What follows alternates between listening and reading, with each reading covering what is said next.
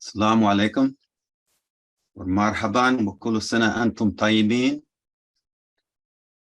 Well, I will speak in English here. I'm more than honored and excited about being able to open this commemoration for our father and guide, الأستاذ محمود Muhammad Taha.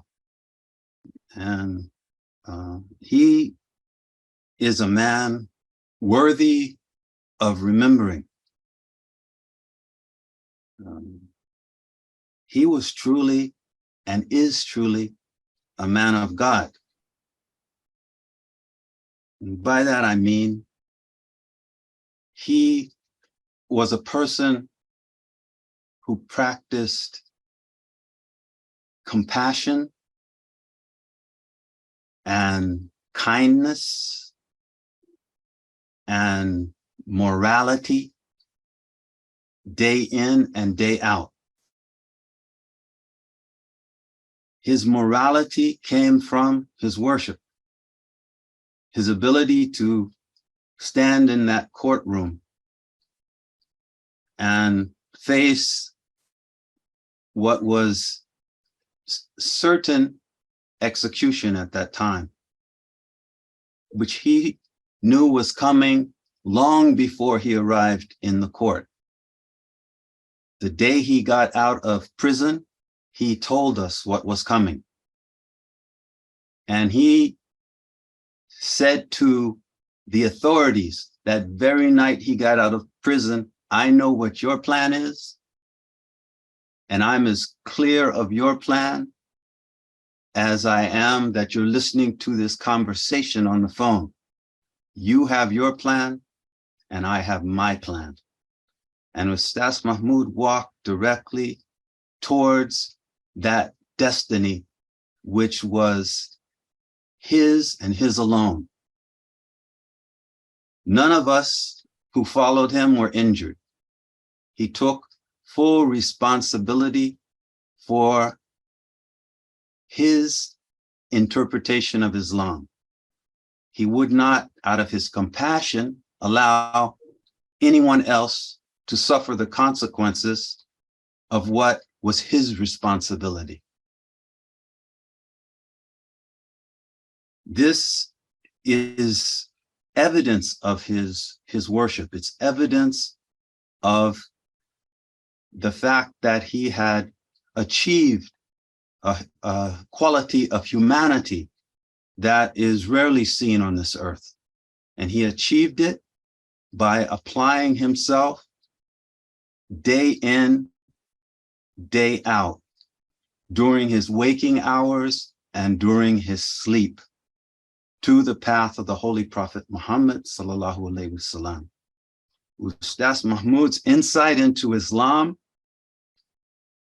is not only undeniable to anyone who is honest with themselves and open-minded and approaches it in that manner, but it is also something that is direly needed in today's world. The second message of Islam is the original message of Islam. This is Ustaz's contribution, is that Islam has two messages. One, solve the problems of the 7th century, and the other was for a time when humanity had evolved to the level where they were ready to accept responsibility for their actions, to live as free human beings, to live in a community and be able to treat one another the way they wanted to be treated. Ustaz Mahmoud articulated the nature of that community. He articulated that it's based on 3 equalities: economic equality, political equality, and social equality. He defined each of those. In short, he was talking about something very similar to what we understand as socialism, something similar to what we currently understand as democracy, and something similar to what we understand as treating human beings with dignity, no matter their gender, their race, their religion, their color, or any other distinguishing feature. That's Islam. We're talking about a level of behavior that humankind now is ready for, and humankind now is in need of. A part of that message applies to the community, and that's where the notion of a constitution comes in. We're talking about a constitution as a body of principles that can allow communities to govern themselves in an Islamic manner. And when I say Islamic manner, I mean in a humanistic manner, because what we're talking about is the completion of God's revelation to human beings in the form of Islam in its second message. It is a message for all humankind. Whether you call yourself Muslim or not is not relevant from my perspective. It's not relevant because the message is for humankind. Muslims will have the primary responsibility to uphold it and to live it because it comes in the Quran and it comes through the prophetic tradition culminating in the Prophet Muhammad. Because of that, Muslims will bear the responsibility. This is why we're here today. We are continuing what we understand is our duty as Muslims to profess the truth and then to try and walk our talk.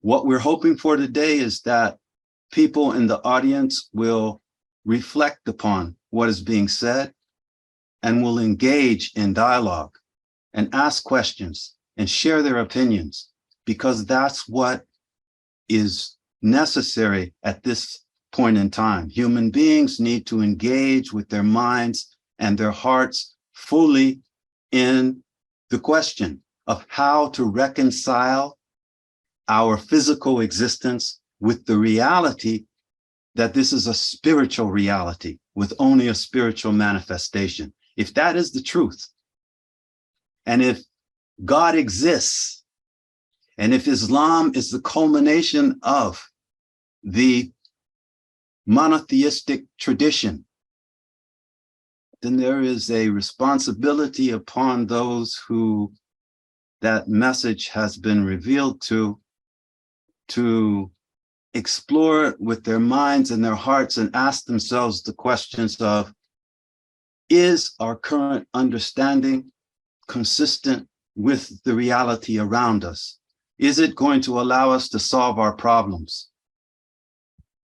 If Islam is the culmination, where does it exist currently on earth? And if it's the culmination, and if it's revealed from the one and only God, then why isn't it manifesting on earth? One of the possible explanations to that problem is because people are not clear that humanity at this time, because it is so unified, needs a unifying ideology. The second message of Islam is that ideology. And it is also inclusive. It is also very accepting of differences in people. It is not forcing a person to think or behave in any manner.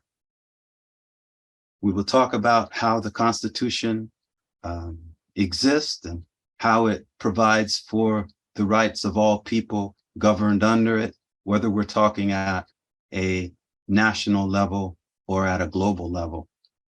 So with that, I would just like to thank you again for being here. I'm just excited to step back and to experience what's about to happen myself.